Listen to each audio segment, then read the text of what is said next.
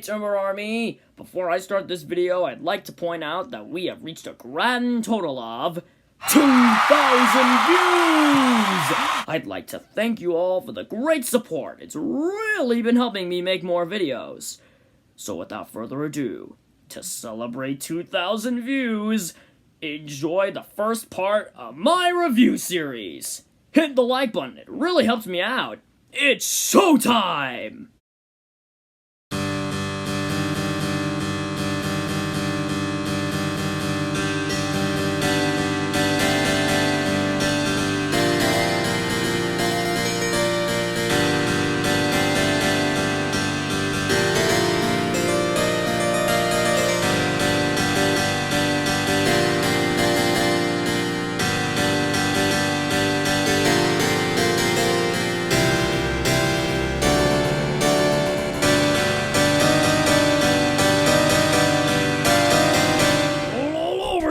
This is Conk, and welcome to my very first episode of Conkeldurr 84's Conk Views! Yep, my review series is finally up and running.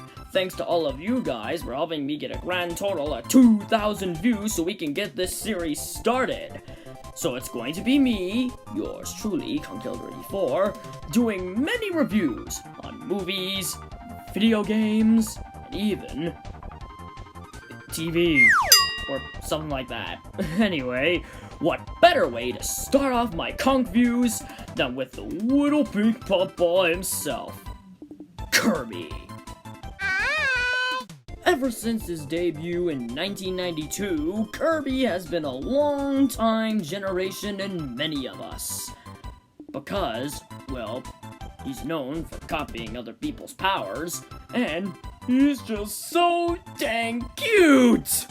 And for many of you who don't know this, I'm actually a hardcore Kirby fan myself. Kirby all the way!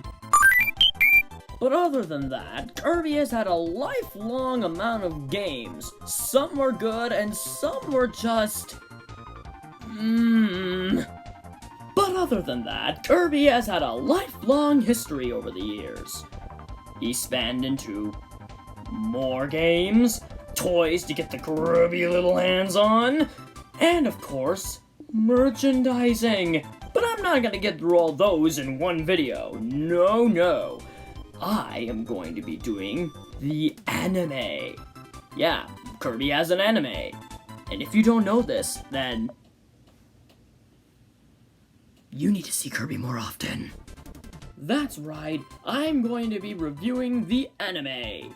For this first episode of Conkeldurr 84's Conk Views, I am going to be reviewing Kirby's awesome, cutest anime. Kirby, right back at ya. Let's do this. Kirby Right Back At Ya, or Hoshi no Kabi in Japan, is a awesome anime that was released on the Saturday morning cartoon block known as the Fox Box. It's a shame that Saturday morning cartoons came to an end. You will be missed. But other than that, this anime spanned a total of 100 episodes. 100! Who knew the little pink puffball itself could make such a fortune on a show? I guess 4Kids just couldn't deny its quality. Without further ado, let's get into the first episode. Oh, and before I start the first episode, there's a spoiler alert in effect. So, if you haven't seen this first episode, maybe watch it before watching this video. Just giving you a heads up. Anyway, on with the show. Our story begins with everyone in Cappy Town being fast asleep. Because that's how all anime should start. Until all of a sudden, oh no, a giant octopus threatening to destroy us all the humanity! Apparently, he just wanted to eat some sheep. I was really expecting something more edgy, but okay. Then, the octopus rains the skulls onto the sheep's herder, screaming in fright, and then the octopus flies right back to the castle. Then after that dramatic scene, we get something very unexpected, very dramatic, and very eye-popping that even the greatest of YouTubers can see it coming. We get the intro. Kirby, Kirby, Kirby, that's the name you should know. Kirby, Kirby, Kirby, he's the star of the show. He's more than you think, he's got maximum pink. Kirby, Kirby, Kirby's the one. And believe me, once this song gets stuck in your head, it'll never leave.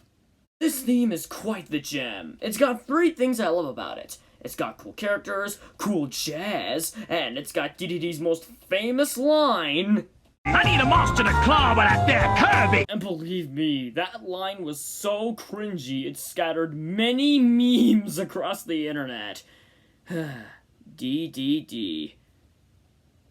Why did you be so cringy all of a sudden?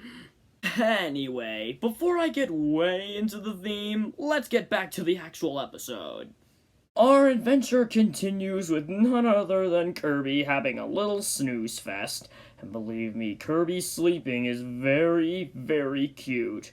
Unlike the sleep ability in the actual games, then you're on your own. Anyway, after that giant snooze fest, Kirby ends up in a 2004 Space Odyssey warp tunnel. Because tunnels! There's so many of them. Anyway, now we move on to Kirby, stopping in another world.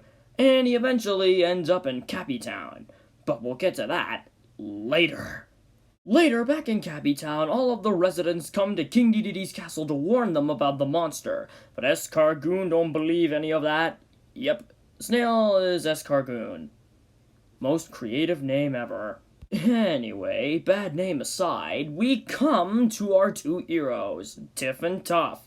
They tell Escargoon that he's probably lying about the monster being in the castle. And believe me, Escargoon ain't having none of that. But I wonder who's behind this. Very suspicious. Of course, King Dedede ain't getting nothing of that. So he says, in his words, Well, you can see this ain't no monster, it's my new pet octopus. And the only thing he likes to eat is sardines. Little fella wouldn't hurt a fly unless it was on the end of a fish hook. See what I mean? And you know why he's acting like this? Because he's Dedede! After failing to consult King Dedede about the monster, all of the Cappy Town residents in Dreamland head over to Kaboo. You know, that one enemy in Kirby that would teleport all over the place? Well now, he's a god! Anyway, so the Dreamland consultants all talk about how Dreamland is in grave danger, and Kaboo says that a guy named Kirby is going to stop them. But who is this great Star Warrior Kirby, you ask? Well, we actually get to see him in a minute. After that brief intermission with Kaboo and King Dedede, suddenly a giant starship falls out of the sky and lands in a nearby cliff in Cappy Town. And who'd better be in there than our little protagonist himself? That's right, it's Kirby, baby! Are you space alien? No, Tiff. He is not a space alien. He is a pink marshmallow. It's quite a difference. So right after that lame welcome, something surprising happens. It's gotta be impossible, but your name wouldn't happen to be Kirby. Kirby! Kirby! That's right. That little pink puffball that fell from the sky is Kirby. Sucker! So everyone thinks that this little puffball is not a Star Warrior. But after this lame turn of events, this happens! Wow. Dedede just went full Mario 64 on Kirby! So long, Bowser. Kirby! Just hang on! We're coming down to help you!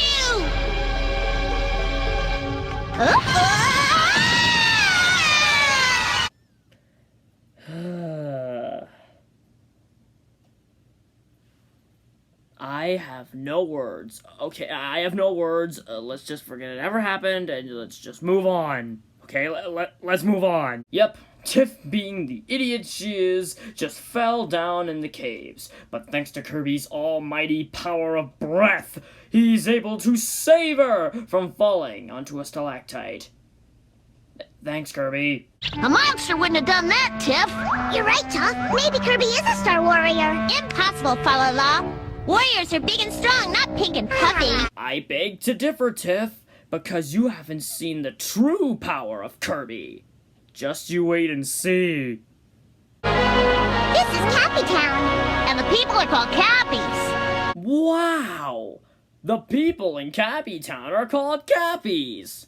Thanks, Captain Obvious. In case you were wondering, my name's Tiff. Name Tiff. No. For kids, we do not want Kirby to speak normal English.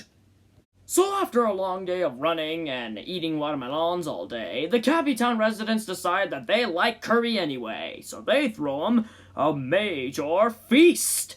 But what they don't know is that Kirby is hiding a big secret.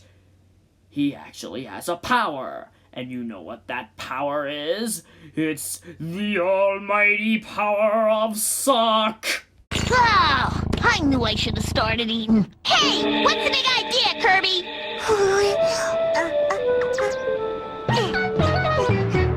Oh, I guess everybody hates Kirby again. Did I speak too soon? It's Tiff! Hi, Sword, hi, Blade. What are you two doing here?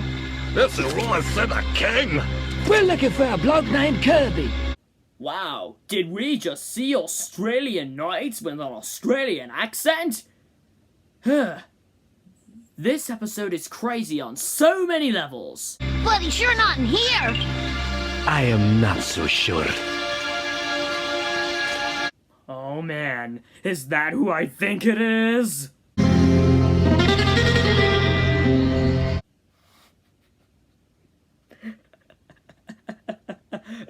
Play that again.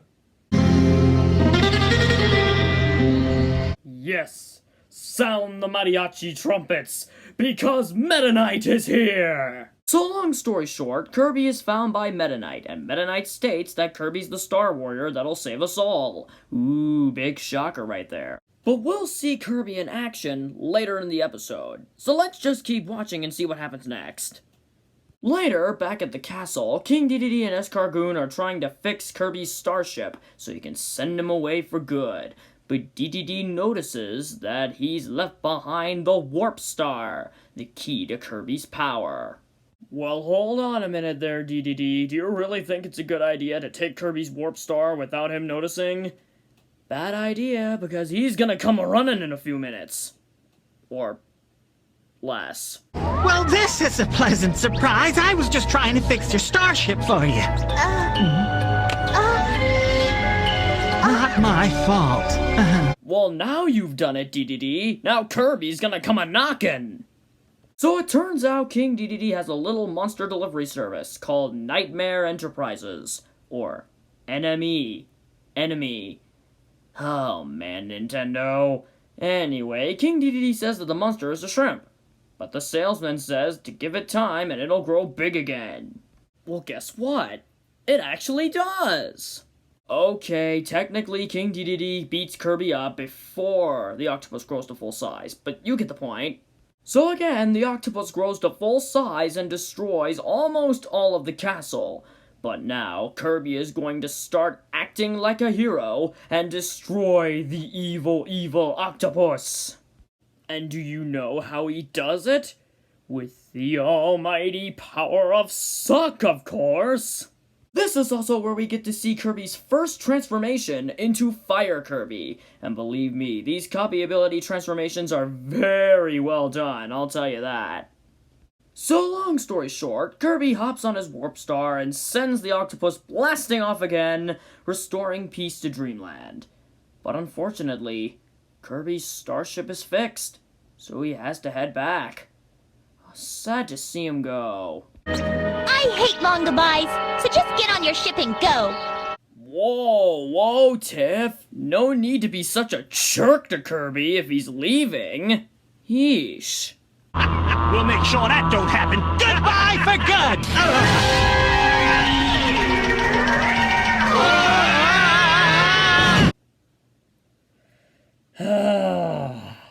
Why, DDD? Why?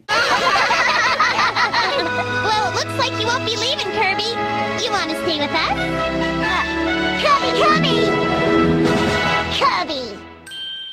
Well, that happened. Anyway, that was Kirby right back at ya, and believe me, it was a roller coaster. I'd say I'd give this show 8 conks out of 10. It could have been better without all of the switching from cartoon to CGI animation. Really could have been better without it. But all in all, this show was great. The copy ability transformations are awesome to look at. The characters are nice. The gags are cringy. And of course, DDD. Why DDD? But all in that, it's still a good show. Despite all the animation CGI switches, I'm sure it's still great. Without all the memes or anything. Anyway, so that's gonna wrap it up for this episode of Conkeldurr 84's Conk Views. Thank you guys so much for watching, and if you like this first episode, why not clap it at that subscribe button to join my Timber Army? Hit a like, and put in the comments below what you want me to review next. This is Conkeldurr 84, signing off.